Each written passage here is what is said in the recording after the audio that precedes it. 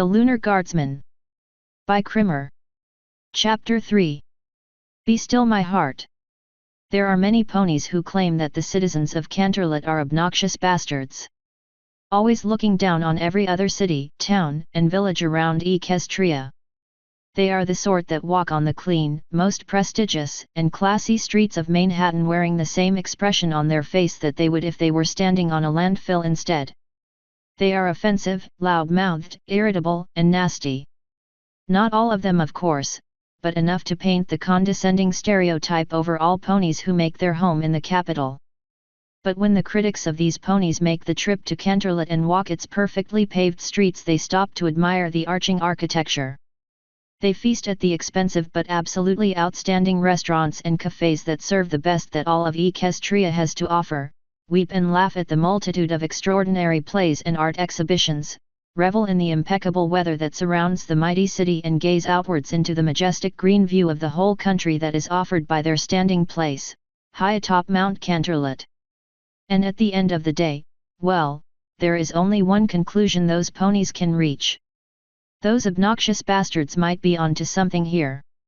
You could spend your whole life living here with an unlimited budget and a completely responsibility-free schedule, something which many residents with zero self-insight would deny having, and never taste as much as half the rich bounty Canterlot has to offer in its golden lunch trolley.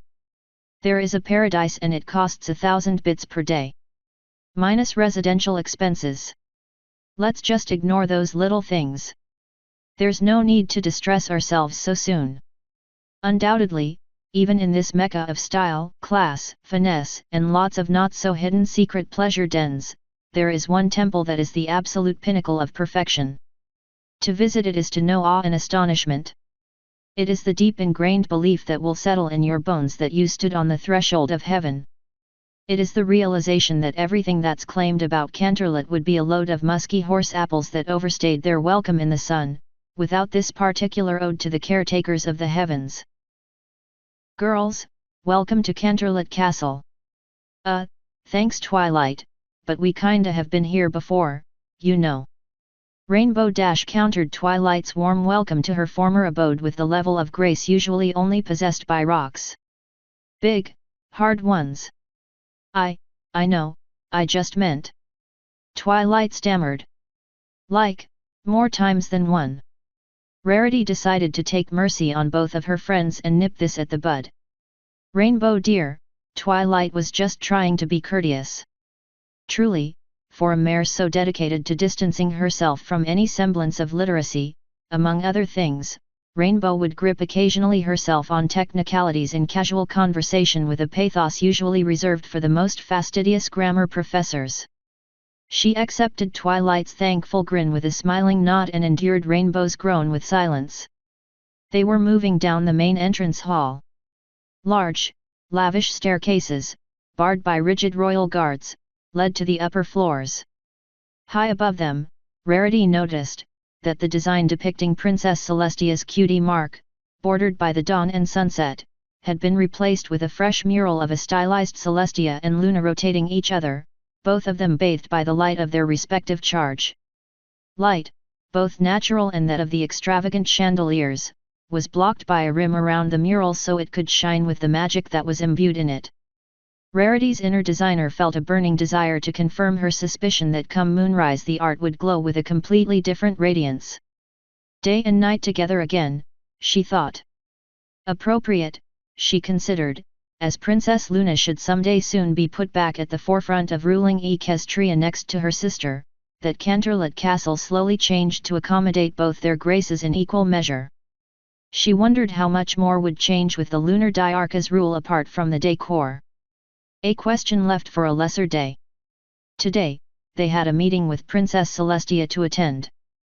No matter how many times she would meet her ruler, Rarity always felt a thrill.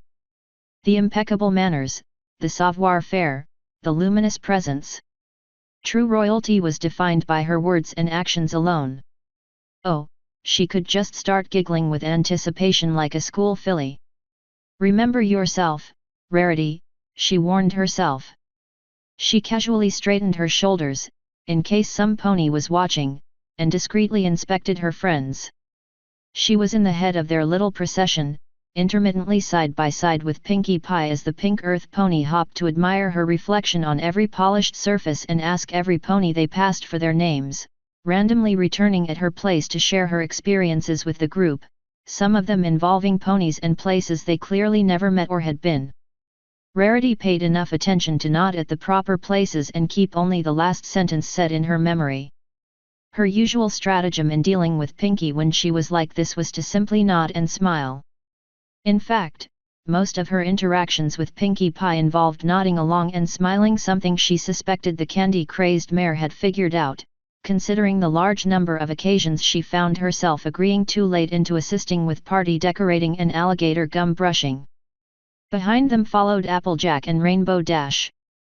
It had been a long struggle, with many eardrums threatening to commit honorable suicide to escape the nagging and complaining that followed each other in an unending cycle, but she finally managed to get them both to at least brush their manes and tails. Applejack was pretty compliant after only a bit of grumbling, mostly to keep up appearances as Rarity believed, and after a thorough brushing, along with some underhoofed spraying of conditioner, her mane was sparkling like a golden field of mature wheat in the sun. Then came Rainbow Dash's turn and, by all that is left holy in this world, Rarity was ready to kill herself after 30 seconds, come back to life as a zombie, plunge Equestria into an age of darkness and drag the instrument of her torture back to Tartarus where she belonged. She knew about screeching, raised fur, and clawing. She had a cat and a little sister after all, but this was supposed to be a grown pony, not an amalgamation of high-pitched screams and thrashing. Every movement of the comb was torture, both to her magic field that toiled to undo the myriad of wind-made hair knots, and her poor, desolate sanity. Rainbow claimed she was horribly hurt by the psycho mare, but what did she know about pain? Try making your living working with hundreds of small, pointy needles, in a shop where real psycho mares rush in a daily basis, spreading the tiny harbingers of pain across every seemingly innocent surface, and then you can talk about pain. At the very least, all she had to do later on to stop Rainbow from tousling her mane, taking flight, or appraising any open window was to pull out the hairbrush and show it to her, followed with a hiss from Rarity's clenched teeth. Right between the two mares she had smartened up, huddled poor Twilight. Ever since they laid their hooves in Canterlot, Twilight's disposition swapped constantly between that of a young filly eager to show her friends the bedroom her parents had allowed her to paint holy pink, current anecdote not taken by her personal life, please disregard anything Sweetie Belle says she has heard, and that of an even younger filly that was marching into the living room to let her parents know she burned down everything they ever loved again, disregard anything you might hear. Her precious, whittle little Spiky was the exact opposite. He was riding on top of Twilight's back, his head spinning from one side to another only to swiftly pivot towards any sudden motion he caught in the edge of his eyes. Spike was obviously as anxious as Twilight was, but where she seemed to drag her body forward, he was almost trembling in agitation, urging Twilight to walk faster. Rarity prayed with all her heart that the princess' trust in her friend's surrogate father was not misplaced. She would not be able to bear watching Spike's heart shatter, otherwise. Fluttershy was the last to follow in their group, as she always was. Where Applejack and Rainbow formed a barrier for Twilight to hide behind for a feeling of safety, Fluttershy resolutely followed Twilight step by step, quietly encouraging her when needed or keeping her mind occupied with various questions she made up on the spot. Well, every pony seemed to be in as much of an order as they could manage at this point. They approached the massive, gold-plated doors that led to the fabled Sun Court that were situated at the end of the hall. She counted 6 of the renowned solar guards keeping watch in front, their platinum-colored armor, detailed with golden, stylized sun rays, announcing to all their hallowed position in the hierarchy.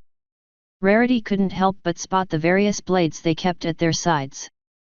Unlike the Royal Guard, the Solars were always equipped with and had license to use more weapons than a single, classic spear. As they came near enough, a solar unicorn's horn briefly lit in the casting of a short spell.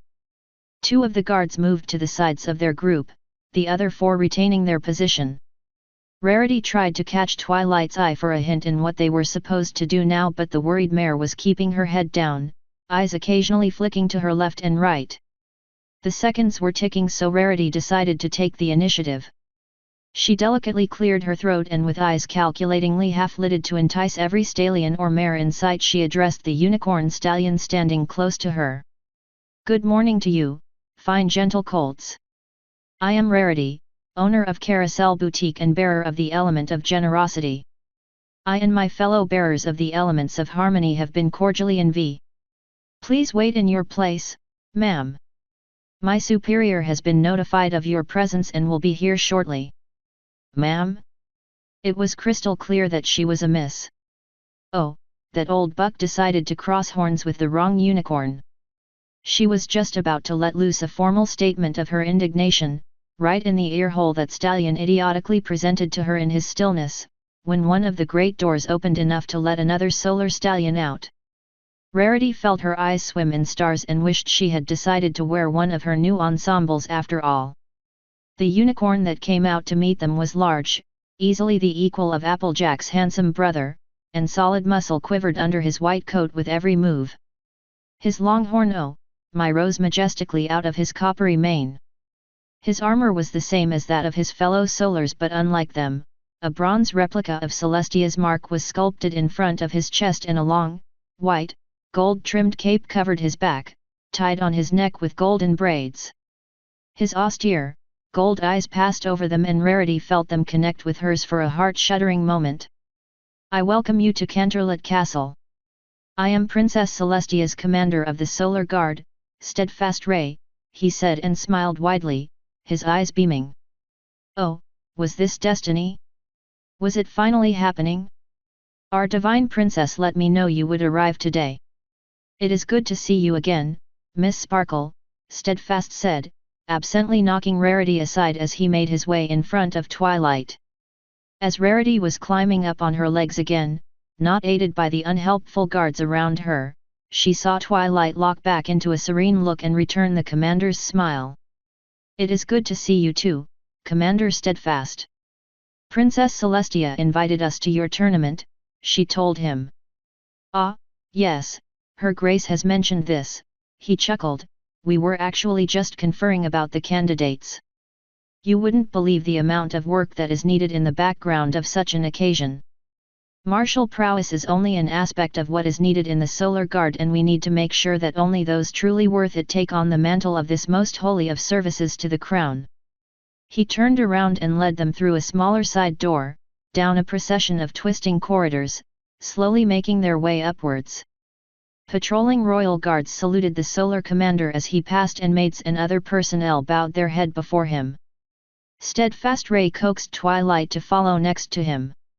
At the very least, him talking was keeping Twilight calm. "It is disappointing to see that your brother has once again failed to apply for a position in our prestigious order.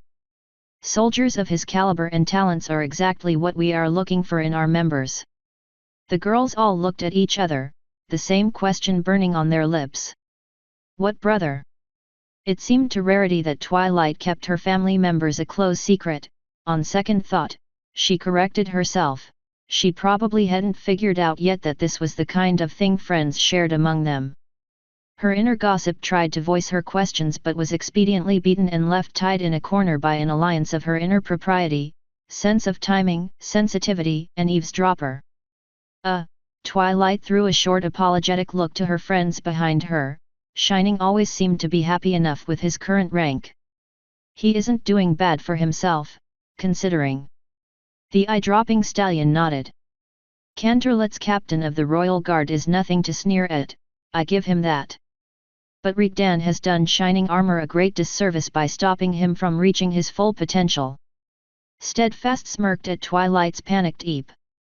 I am the Solar Commander, Miss Twilight.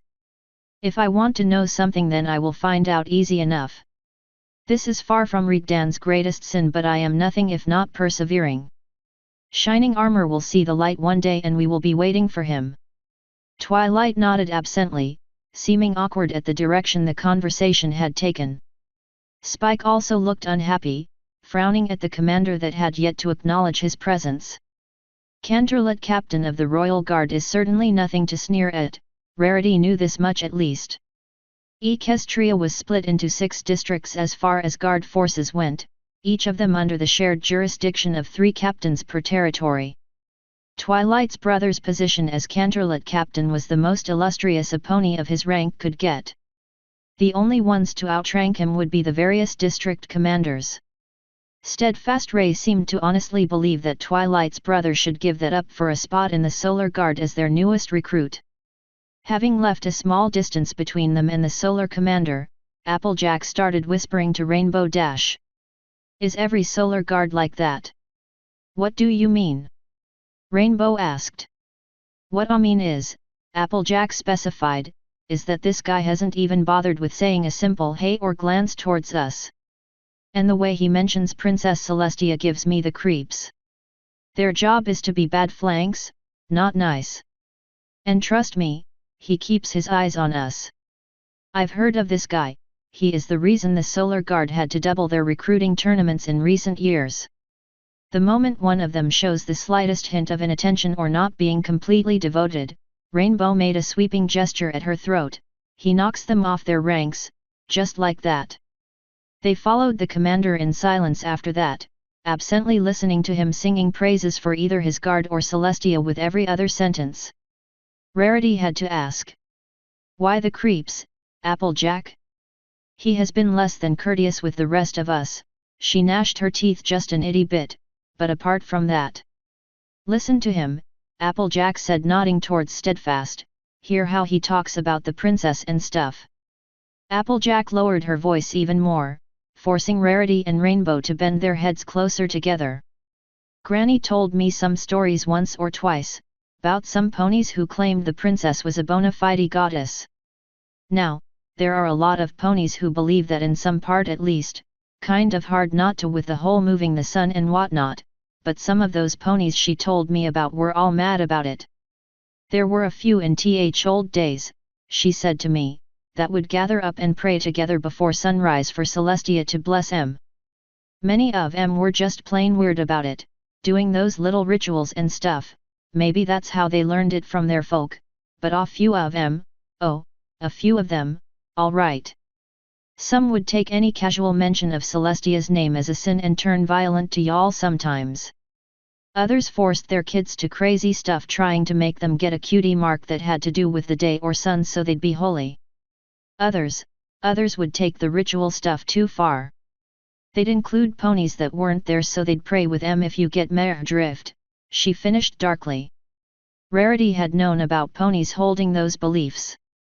She even knew a few of them. But, to go to such lengths, she felt a chill run up her spine. What was the world coming to? Fluttershy offered her own 2 bits in the conversation. I once heard about a mare that looked straight at the sun until she got blind. She said she wanted to burn out her sins." Applejack nodded. "Yeah, well, that's the reason those characters never sat well with me. Too easy to get stringed along to bad choices, Granny says, if y'all go believing a pony that claims to hear Celestia's voice coming from the sun." They stopped in front of what would be an unassuming door if it wasn't for the 2 Solar Guards standing in front. Commander Steadfast accepted the sharp salute with an imperceptible nod. "I will leave you here. I need to inspect the arena for tomorrow's fights. Her radiance waits for you inside," he said and retreated in a dignified trot. Rarity noticed Applejack watching him go with relief. They walked through the door the guards opened for them and saw a Spartan but elegant parlor, a large balcony with doors open at one side letting a refreshing breeze in. From her place, sitting on a large, soft-looking cushion, showered in rays of sunshine, Rarity thought that the sun would be too high up by now to let its light straight in this room. Princess Celestia floated down her cup on the small table in front of her and smiled. "Twilight, Spike, girls. Would you like to have some tea with me?" she said as if they were all old friends who joined together daily. Rarity was a mare of dignity, so she only squealed internally. Rarity did not like what she was hearing so far. She expected Princess Celestia of all ponies to have more sense than that. Admittedly, she didn't know anything about Rigdan's character, his nuances and quirks, but the savage picture that Twilight and Spike had painted made her think that this day had a good chance of ending in disaster. Twilight also hadn't taken the news that Celestia had not so much as hinted to Twilight's former bodyguard about their arrival. She was trying to control her shivers and ease her nerves with massive consumption of Celestia's excellent tea, having drained a teapot on her own. So far Rarity admired her bladder control at least. Princess Celestia had glued herself to her student's side, one of her large, pristine wings caressing Twilight's back. Rarity held Spike close to her, the baby dragon also doubting the outcome of the incoming meeting, his little claws clicking against each other, producing a small spark on random intervals. Celestia spoke softly, taking care to keep Twilight calm with her tone, at least. I have very valid reasons to withhold notifying him, Twilight. If you don't mind telling us, Princess, said Applejack, eyes locked on Twilight's shaking cup, what would those reasons be? Seems a foolish thing to do, considerin' who we talk about. Rarity noticed that Applejack wisely didn't specify if she referred to Rigdan or Twilight. The white alicorn took Applejack's admonition in stride. It is a little complicated. For one, if I did let him know you are coming, he would have ran off to hide. Twilight had bobbed up with a gasp. But your letter. You wrote that he wants us back. Twilight looked betrayed by this revelation. The white wing tightened around Twilight. I did. But there is a big difference between what he wants and what he thinks you two need. Celestia had completely lost her usual serene look and had an expression of complete exasperation. I wrote to you what he really wants, the two of you back in his life. What he thinks, however, is that you are better off without him upsetting your personal lives, especially since he learned how well you were adjusting to life in Ponyville, and yes, Twilight, he has been reading the reports you have sent me. She smiled. He is very sneaky, but he got too certain of himself one night and I caught him in the act of creeping in my chambers at night to read them.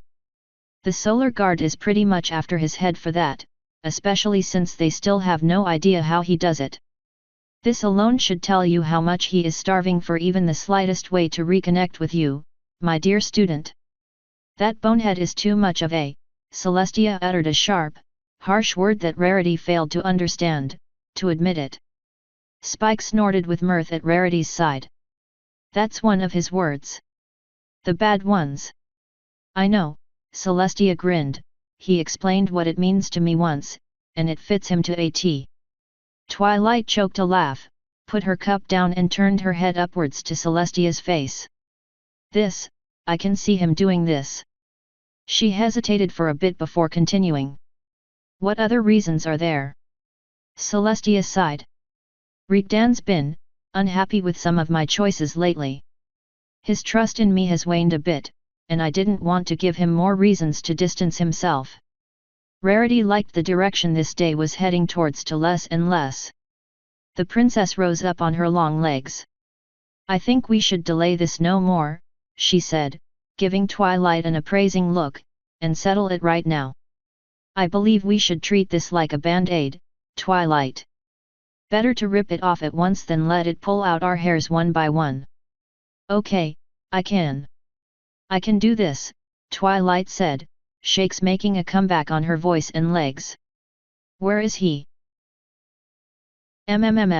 I gotta say, princess, this ain't my turf, so I might be wrong, but this doesn't seem to be leading to what I'd think is Rigdan's pad.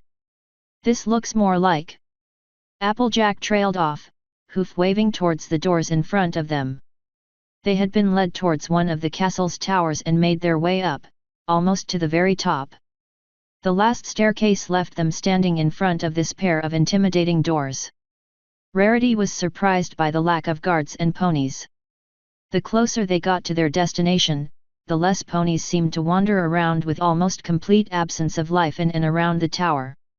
The doors were made of an ebony material, thick and so dark it seemed to suck the light around it.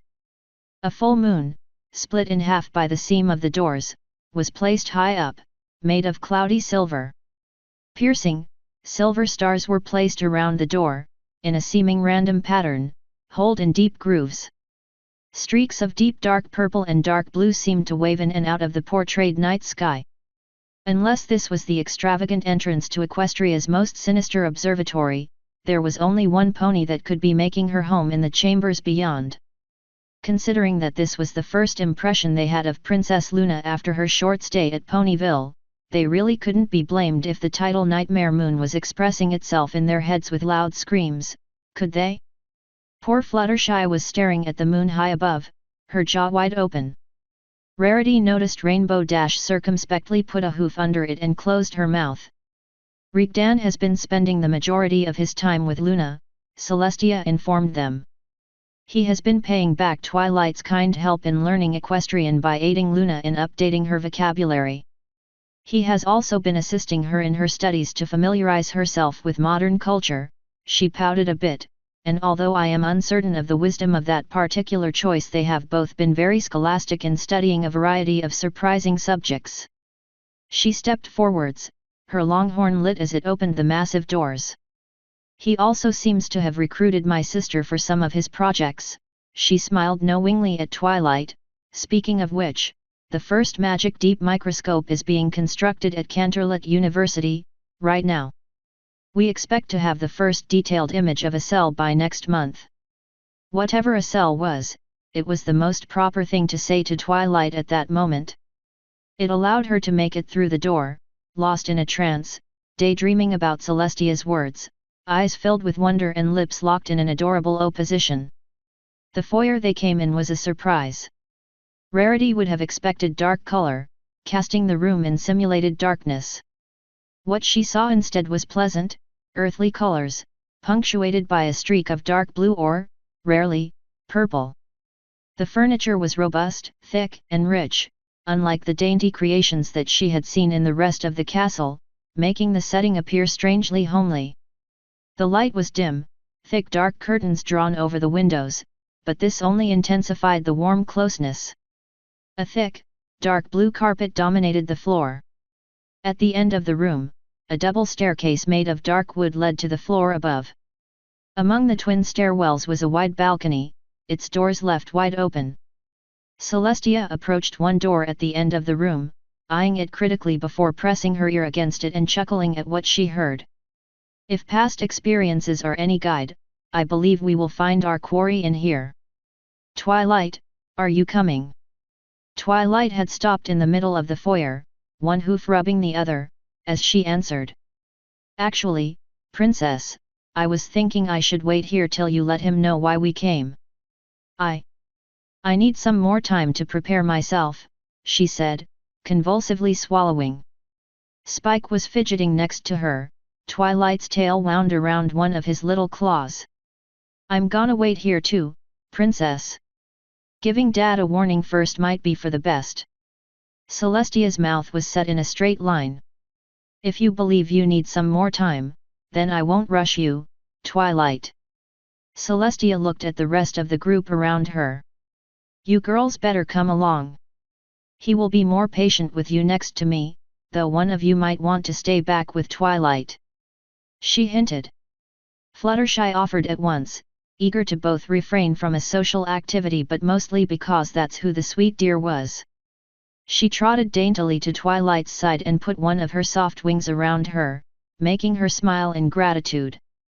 Applejack opted to stay behind too, dedicated to being the pillar of strength that Twilight relied on. Right, Celestia said, forcing back the serene smile, in we go.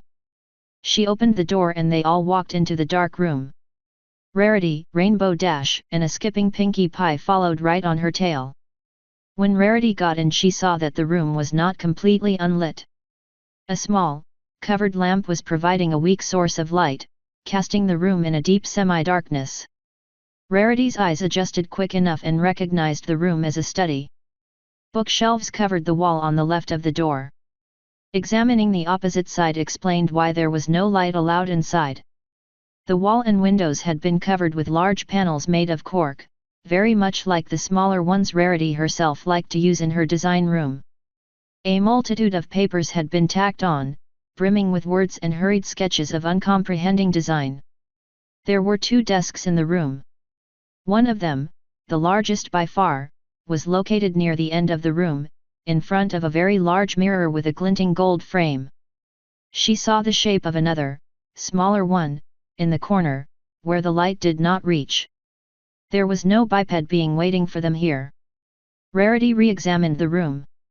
Twilight's general description made her certain that he would be impossible to pass unnoticed. Someone as tall as Celestia would certainly. Rarity saw Princess Celestia staring at the dark corner where the small desk was.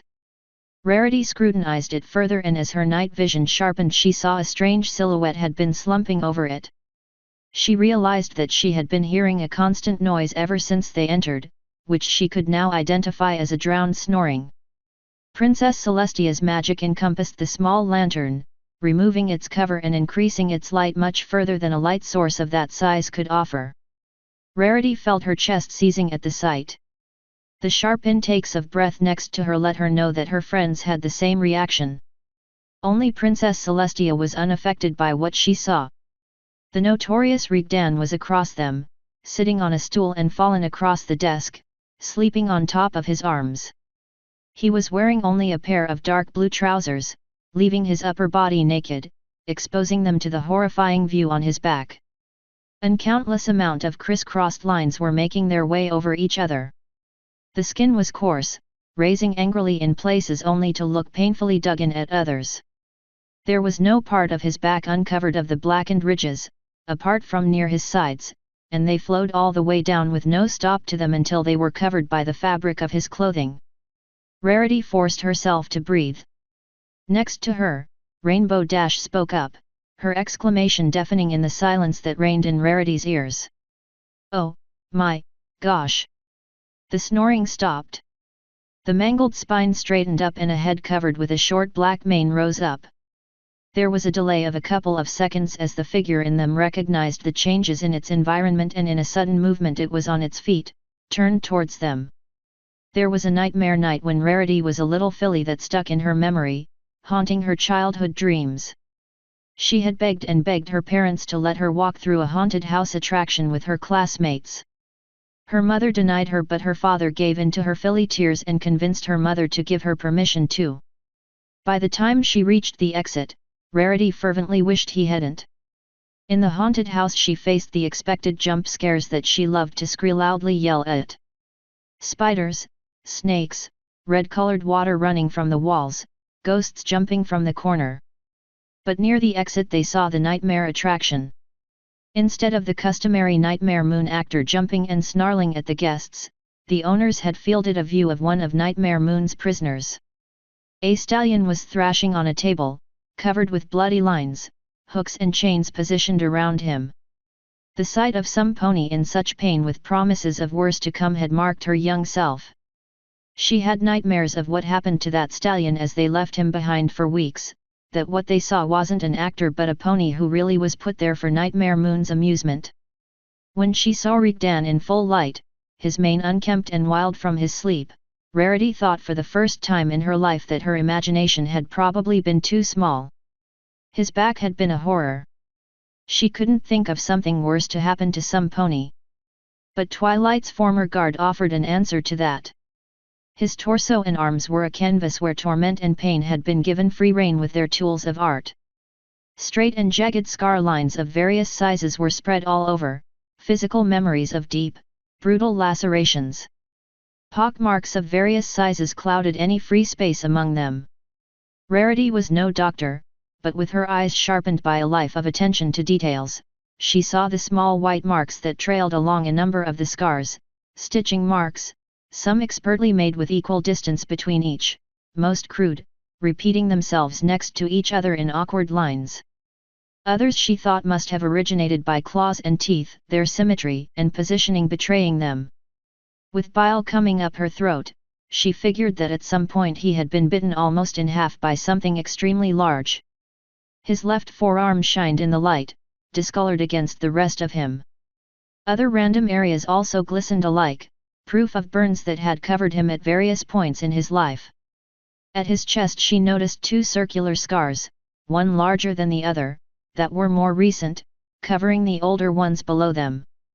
From Twilight's story she recognized one of them as the place where that foul napper managed to stab him. The thought of some pony gored like that made her sick. Not even his face was left unmarred. Something had clawed him at the jaw, reaching down to his throat. Another stab scar was on his left cheek. Tiny, white scars were spread around, but went virtually unnoticed to the casual look by the multitude of much worse. His kind must be bastions of fortitude. Rarity doubted any pony could withstand half of those wounds in its lifetime and survive. Apart from the walking horror he presented, he was like Twilight described. Rigdan's body resembled a minotaur, but his structure was far more aesthetically pleasing to Rarity. Under his naked skin, the shape of his muscles were easy enough to see. He seemed built for strength far more than speed, his muscles thicker than ropes, in the rough shape of a result gained from hardship and not the definition of carefully built result of following an exercise regime. He was way less top-heavy, his arms and legs proportioned much better. His balance was obviously much better, exemplified from the easy way he stood straight, unlike the minotaurs who had to carefully measure every hoof step unless they wanted to end up flat on their noses because of the small contact surface allowed to them by their hooves. She broke her gaze away from the ghastly scars. Rigdan had only flickered his eyes at Rarity and her friends in the room for an instant before glaring at Celestia. His lips opened and through his gritted teeth Rarity noticed how perfectly capable for cutting they were. He addressed the princess with contempt dripping on every syllable. "What the fucking hell are you doing here, Celestia?" Rarity wondered to herself if she mentioned to anyone yet how much she didn't like the day's direction. She wasn't so hot on how she kept being ignored either. The princess started to say, "Rigdan, I would like to introduce to you." "I don't fucking care who they are, get them out of here before I do," he interrupted. The princess continued as if he didn't interrupt her. "Rarity, bearer of the element of generosity, Rainbow Dash, bearer of the element of loyalty, and Pinkie Pie, bearer of the element of laughter." Pinkie Pie waved wildly with a toothy smile. Rigdan frowned and took his time scrutinizing them. When he turned his attention to her, something in Rarity, some old buried instinct whispered urgently, "Predator, do not move, do not breathe, get ready to run, Predator, don't move, Predator, don't breathe, Predator, Predator, Predator." He turned back to Celestia and the moment of hide or flight passed. "I see." Princess Celestia sighed. "Rigdan, this is not what you think. We are here to—" Rigdan interrupted her again, hissing. "These are her friends. These are the mares you send with her. You expect to change my mind by having them speak for you? Rigdan, if you calm down and listen." "No!" he roared. "This time you fucking listen to me. Discord was the final straw, this will not happen again, I will not let it happen again. You sent them against a dragon and then a damned god. Your first response was to throw my girl right at their jaws. Is this what you brought them to Canterlot for? To get them equipped again and send them off? Well, this isn't happening this time. If it means shattering your precious elements with my own hands, then I will do. Get the hell away from there." Rarity watched in terror as Rigdan charged forward. Pinkie Pie, in her usual manner, had been prodding and examining every part of the room. When she got near the extremely large mirror, Rigdan exploded in action, pulling Pinkie up by her mane and then holding her by the throat against the wall. Celestia was yelling to put her down, but Rainbow Dash, in her usual manner, took action instead. She launched to the air and with a single beat of her cyan wings she reached Rigdan and kicked at his head. Rigdan's head launched back, blood spurting in a wave from his nose, but before Rainbow Dash could taunt him again, her usual manner, Rarity was familiar enough with her MO. Rigdan's other hand launched forward, his fingers snaked around Rainbow's throat, and before she could react he thrust her against the wall, next to Pinkie Pie. Rainbow tried to force him to let her go by hitting as much of his arm as she could reach with her front hooves. Rigdan ignored her attempts to hurt him, glaring and growling her to submission. Rarity saw Celestia's muscles flexing, ready to charge forward herself, when Pinkie Pie's innocent laughter echoed in the room. You are so much faster than you look, Mr. Twilight's dad. I was just standing there when suddenly, whoosh. It felt like my little stomach had to rush after me. She lost a bit of her wide smile and got an apologetic, but smiling look. I'm sorry for touching your stuff. I was just looking at the pretty mirror, I wouldn't break it, honest. Rigdan looked at her slack-jawed. Well, Rarity thought, par for the course. Pinkie Pie gets nailed on a wall by one of the most terrifying figures they ever saw, one they knew has killed ponies before, mind you, and what does she do? Smile at it, apologize and breaks its brain. Do you understand that I can really hurt you? He asked, like directing the question at a very young filly. Nah, Pinkie said, dismissing the idea with her hoof as if it was impossible, you wouldn't do that to Twilight's friends. I mean, Dasha kicked you really hard, you are bleeding by the way, I think I got a band-aid, it has giraffes on it, and you are holding her carefully up so she doesn't choke. Rainbow stopped struggling and looked downwards at her throat. She spread her hooves and stopped moving her wings, testing Pinkie's claim. Rarity had to admit, she seemed to be breathing just fine and be in no pain at all. Hey!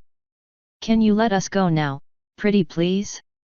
Or hold me upside down, it's fun when the blood rushes to my head and then I see the colors all weird and everything starts moving too fast, it's like if you have been to sea, have you ridden on a ship before? I haven't, but I rowed a boat once gently down a stream and I started singing, I don't remember the song but I saw a little lamb, it was so adorable. Rigdan set them both down gently. Rainbow briefly checked herself and pulled the still bumbling Pinkie with her, back to Celestia's side. Rigdan was immobile, staring at the wall. Celestia nudged Rarity with her wing and when she got her attention she nodded her towards the motionless figure. Rarity understood her meaning. If Princess Celestia spoke to him she might set him off again. But there was a good chance he might listen to Rarity. With courage she didn't know she had and wondered who was responsible for it, she really didn't want to do this. She walked to Rigdan's side. The huge person that had once killed a pony with his teeth and had her friends pinned just seconds ago. What a great idea! Mr. Rigdan, she bid his attention, my name is Rarity. I am one of Twilight's friends. I know who you are. He seemed to be dazed or lost in thought. Rarity wondered if this was his way of regretting his actions. I have read her letters to Celestia. You are a good friend to her and Spike. She blushed. Thank you. Sir, we are not here. He interrupted her with a motion of his hand. Not sir or Mr. Just Rigdan, please. Always Rigdan. Rigdan then. Rarity was feeling a bit sorry for him. She saw what Twilight and Spike meant when they said he was cruel but kind too. His whole demeanor had changed. His voice had softened and his movements were slower and calm. We are not here for Element's business of any kind. We are just escorting Twilight and Spike, as good friends are wont to do. He straightened up, visibly nervous. Escorting Twilight and Spike? They came here with you. Rarity nodded. Where are they? Why are they here? Twilight spoke up from the door. We are right here. I wanted to say I'm sorry, Dad. Forgive me, please. It was as if all of them, but Rigdan, had turned to statues, able to watch but not intervene. He looked straight at Twilight and Spike, the little dragon standing timidly next to the unicorn. Rarity saw, as in slow motion with every movement enunciated, Rigdan's throat convulsing violently. At his sides, his hands were turned to fists, shaking. His eyes were wide and his face had blanched. Twilight. Twilight was at least as bad. Her mane had lost its lovely cohesion as it always did in moments when she was greatly stressed. She had sat on the floor, judging from the tremors spreading through her she didn't trust her ability to stand. Her stance was pleading, begging for an answer to her request. Seconds passed with no word uttered. Rarity felt cracks spreading across her heart and tears welling in her eyes. This was going to end horribly. She knew, that Rigdan would keep his silence. Twilight and Spike would feel completely rejected and run off. They would run after them, finding them hours later, holed in a deserted room, crying their eyes out. And for the rest of their lives, a small part of them would remain shattered, never able to be fixed again, no matter how much Rarity and the rest of the girls tried. This was a mistake, I don't know what I was thinking. I'll leave, I'm sorry, I'm so sorry. She sobbed and turned to leave with Spike, Rigdan still motionless at Rarity's side. Oh darling, don't go, keep trying, don't give up, he obviously still cares, just try again, Rarity begged in her mind, too absorbed in the tragedy of the moment to speak, to attempt to make a difference to the cruel destiny that was shaping in front of her. Pinkie Pie, may all the stars shine on her for the rest of her life, did not believe in inaction when one of her friends was sad. Without anyone's notice she had moved behind Rigdan, rose up on her hind legs and with all her earth pony strength she pushed him forward, yelling. Go and give them a hug now, you silly Billy. Pinkie's laughing voice broke the inertia that had claimed them. More importantly, it broke Rigdan from his passivity. With huge strides he ran by Celestia that was standing between him and his target. Twilight and Spike had spun back at Pinkie's shout and were in perfect position for Rigdan to pull them in his embrace as he fell down on his knees. My little ones, he whispered fervently, cradling them in his arms, I missed you so much. Well, there it goes. Rarity's heart finally gave up and she ceased wrestling control of her tear ducts. Twilight and Spike, side by side, hugged him back with all their strength, Spike's little, sharp claws leaving small scratches and thin lines of blood as they pierced Rigdan's unprotected skin. They were crying too, but unlike what she feared before, those were caused by happiness. Both sides were whispering to each other, as if afraid a louder voice would burst and ruin the reunion, trading declarations of love and assurances with each other. Every pony had wet trails running down their faces. Celestia, Pinkie, even Rainbow Dash. Rarity gave a fledgling thought to her mascara's state before dismissing it outright. She could replace it in seconds, afterwards. This was a moment of joy for her friend that she was going to treasure forever and she wasn't going to taint it with shallow notions. What are you doing, small pink? Rigdan butchered Pinkie's name as he stared incredulously at the earth pony that had fastened herself to their side, spreading her hooves as much as she could to hold onto all of them. I want to hug too, I love group hugs. Pinkie answered him, nuzzling at his shoulder. Rigdan's barking laughter filled the room and he pulled Pinkie into the space of his wide arms. A new voice, touched with anger, broke in. My chambers seem to be popular today. May I ask what is going on here? Asterisk. Luna was apprehensive at best when they first explained the reason for their presence in her rooms. It was only when it was made clear to her that her two-legged companion was thrilled with the outcome that she stopped looming threateningly over them. Seeing Rigdan's face covered with blood, from Rainbow's unfortunate rush to violence, would have ended with them receiving similar treatment of the same caliber at least, if it wasn't for Celestia beseeching her sister to calm down. The Night Princess was radically different from the pony they saw last. Her coat was darker and her mane and tail were flowing in gentle waves, stars swimming among the strands. Rarity had to concede that Luna's mane was magnitudes of order more divine even than Celestia's. She had grown much taller too, standing over Rarity's height by more than a head but still not as tall as Celestia or Rigdan. Rarity wondered if she would one day come to be more like her nightmare moon form again. She desperately hoped not.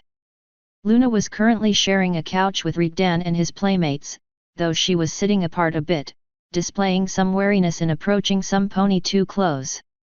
Rigdan sat on the other end of the couch, his head rotated upwards with Spike attending his bleeding, using his small hands to pinch the nose on one point and wiping off the blood from his father's face with a wet cloth, Fluttershy directing him as she hovered above.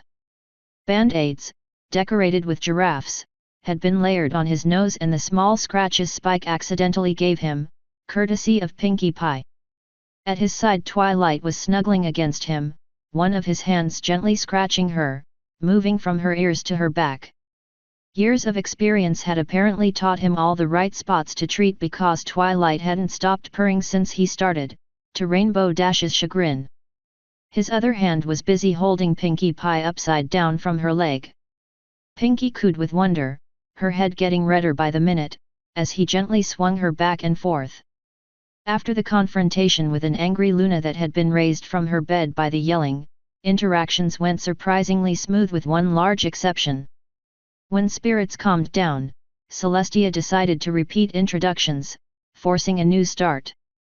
Rigdan was very courteous with Rarity, asking about her line of work and mentioning how he would like to have something made by her, since apparently he normally completely covered most of his body with clothes, current showing notwithstanding.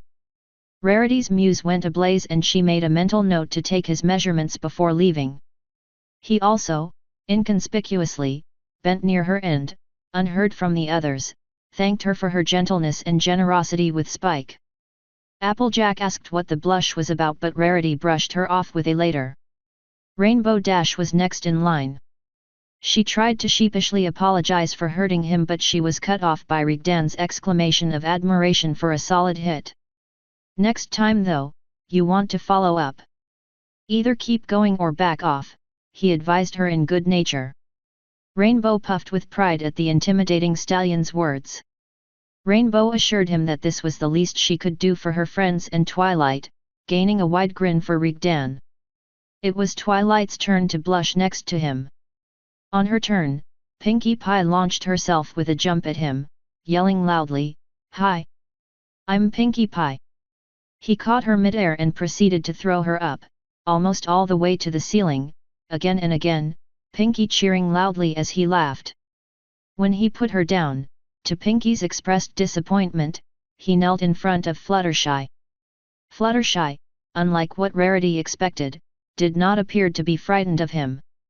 Instead, she looked at him with an expression of concern and pity. When Rigdan got low enough she surprised all of them by hugging him. Rarity was close enough to make out her whisper, "Thank you for saving my friend when she was little." Rigdan patted her back and they stood apart, saying nothing more to each other, just smiling in shared understanding. And then Applejack stepped forward, crying out howdy to him, in her patented greeting. And Tartarus broke loose. As soon as Applejack stepped clearly into his view, Rigdan, there is no other word to describe it, really screamed. He tried to step away from the perplexed Applejack, only to trip and fall on his back. He didn't stop trying to move away from her, frantically kicking at the floor and dragging himself in a panic. He twisted around and rushed for the door when Celestia fell on him. Rigdan tried to force her off but Celestia was stepping on the middle of his back and couldn't get a decent grip. He kept kicking at her legs blindly but the princess easily avoided the aimless strikes. She bent her neck and spoke to him, in a calm, even tone. "Rigdan, this is Applejack, from Ponyville. She runs Sweet Apples Acres near the Everfree Forest. She is just a little older than Twilight and one of her friends. Rigdan, calm down and think." For some reason, this seemed to work. He stopped moving and Celestia moved away from him, letting him regain his breath before standing up. Now that was curious. What would he find so terrifying on Applejack of all ponies to make him act like that? She looked at Applejack. She looked like she always did. Her old hat covered her head, her mane was in her usual ponytail and her coat was unblemished. She had a pair of small saddlebags on her but Rarity doubted that was what set Rigdan off. She had a similar set on her, though one stitched by yours truly. With feigned calmness he walked back to Applejack and traded pleasantries with her. He systematically refused to answer why he reacted like that, both to Applejack and Twilight. When Twilight silently directed her question to the Sun Princess, Celestia shook her head in the negative, her mouth forming a stern straight line. The introductions to Princess Luna were uneventful, at least. The Princess of the Night accepted their bowing with good grace, thanked for cleansing her from her corruption and asked them, really asked them, to call her Luna in private. The only detail that spoiled it for Rarity was the way Rigdan was looking at Luna when she referred to her time as Nightmare Moon. She wondered if he was harboring some disgruntlement for attacking Twilight at the time, but he seemed to be leaning towards worry rather than anger. "Are you going to stay for a while, little ones?" Rigdan asked as he was now rubbing and scratching a content dragon and a half-asleep Twilight. Behind the couch, a dazed Pinkie Pie was stumbling back and forth, looking all around her with wonder. "Yeah," Twilight mumbled.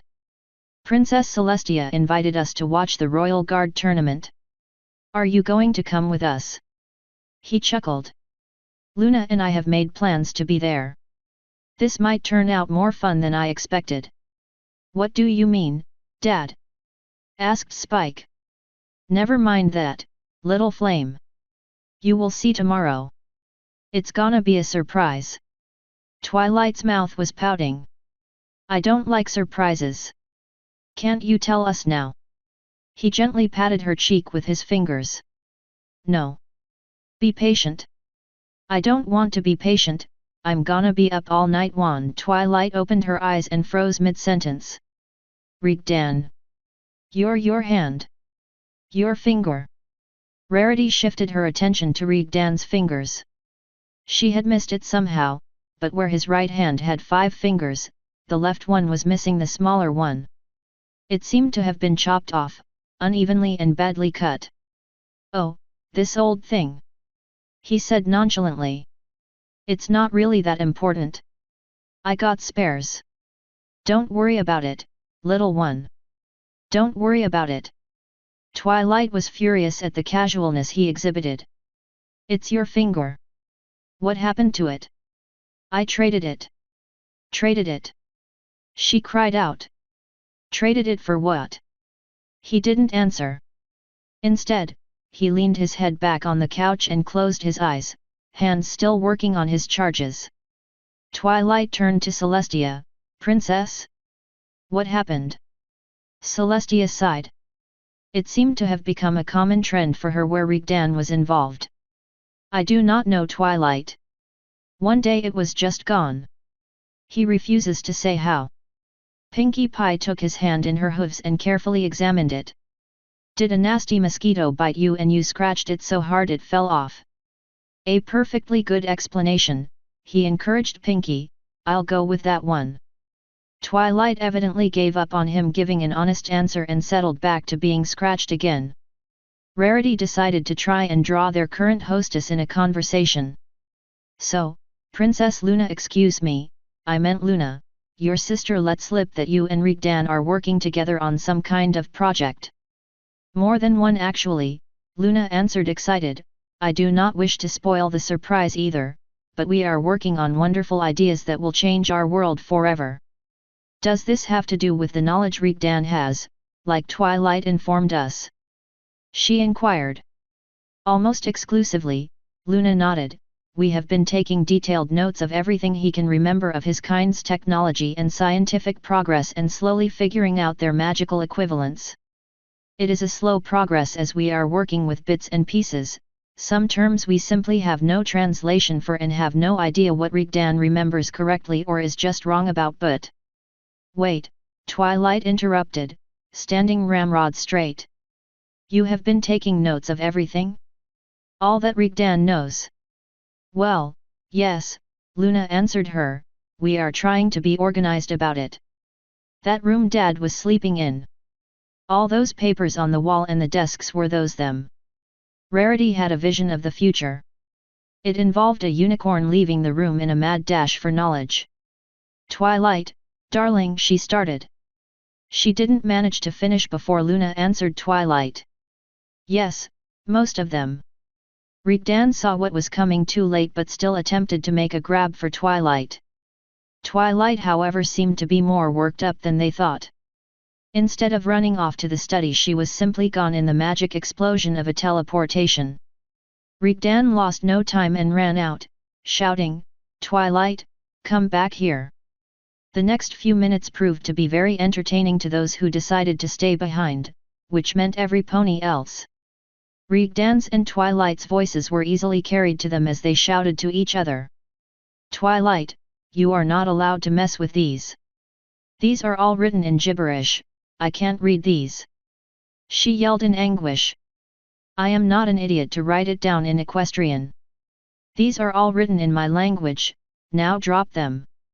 No, if I have to translate them to read them then I will. I am the smartest unicorn around, this won't stop me. Twilight, I know 3 different languages of my kind, you won't make a dent in these no matter how you try. Wait, your people are a multilingual race? How does that work? Is it a geographical reason or did you segregate your language based on social standards or? Put those papers down and we'll tell you all about it, how about that? No. Those are mine now. I deserve them, you never told me anything, I need to know. Don't make me be violent, Twilight. Either drop it all or I will punish you. Ha, Twilight scoffed loudly, you never laid a finger on me on your life, you are not gonna start now. I swear, I will torch every single one of them. No. Twilight screamed in pure terror, don't hurt my babies. Just let them go before they rip, I have reasons I don't want you to. Buck you old, Twilight said the same harsh alien word that Celestia had used before. Rainbow Dash shook her head. Oi, Twilight, you never, ever, call your parents that. You are bucked now. Twilight obviously agreed if her loud eep was any indication. Rigdan's voice rose to new heights, sounding as if he was standing right next to their ear. What did you just say, young lady? I'm sorry. Celestia. Get the sink full and find me a bar of soap, now. No, I'll be good, stop. Get down from my back and face your punishment like a grown mare, Twilight, before I. There was silence after he stopped. Every pony held their breath. Rarity wondered if he finally killed Twilight by accident. He sounded angry enough for that. Little one, they heard him say, his voice strangely passive. Did you just pee on me?